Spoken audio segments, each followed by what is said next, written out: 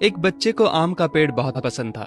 जब भी उसे फुर्सत मिलती वो उस पेड़ के पास पहुंच जाता, पेड़ के ऊपर चढ़ता, आम खाता, खेलता और थक जाने पर उसी की छाया में सो जाता। बच्चे और आम के पेड़ के बीच एक अनोखा रिश्ता बन गया।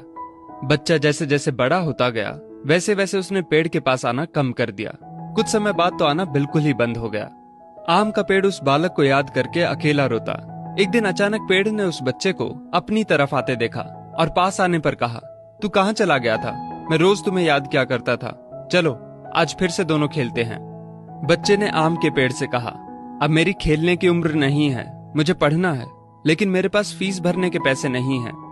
पेड़ ने कहा, तू मेरे आम लेकर बाजार में बेच दे, इससे जो पैसे मिलेंगे उससे अपनी फीस भर देना।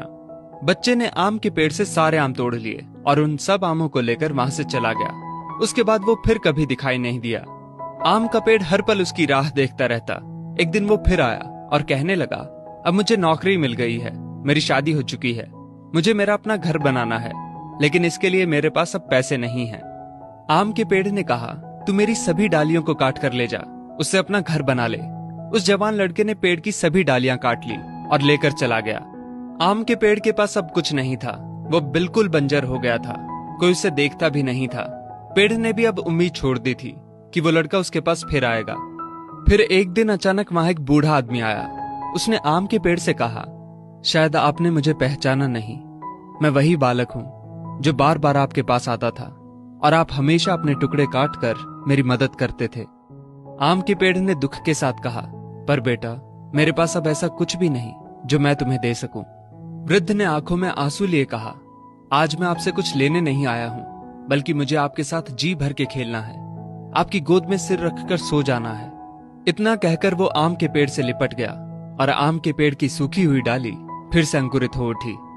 दोस्तों, वो आम का पेड़ और कोई नहीं बल्कि हमारे माता पिता हैं। हम जब छोटे थे तो हमें उनके साथ खेलना अच्छा लगता था, लेकिन जैसे जैसे हम बड़े होते चले गए उनसे दूर होते गए। पास भी तब आए जब कोई जरूरत पड़ी या कोई समस्या आन खड़ी हुई। आज कई माँ बाप उस बंजर पेड़ की तरह अपने बच्चों की राह देख रहे हैं, जाकर उनसे लिपटें, उनके गले लग जाएं। फिर देखना वृद्ध अवस्था में उनका जीवन फिर से अंकुरित हो उठेगा।